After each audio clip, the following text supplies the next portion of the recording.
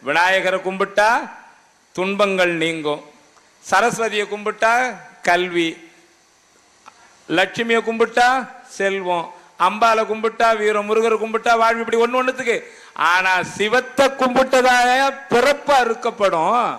எனக்கு பிறப்பு தானே வேணான்றேன்.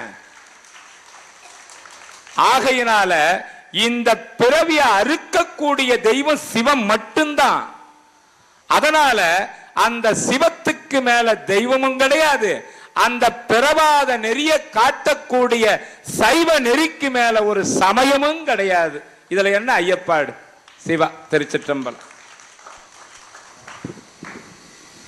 மெய்யன்பர்களே, இப்படியான ஒரு விளக்கம் இதுவரைக்கும் கேட்டதில்லை. எனக்கு ரொம்ப நாளாக சந்தேகமாக தான் இருந்தது. சிவ சிவ நானே இன்னைக்கு தெளிவுபடுத்தி கொண்டேன். அடுத்தபடியாக நேயர் விருப்பம்.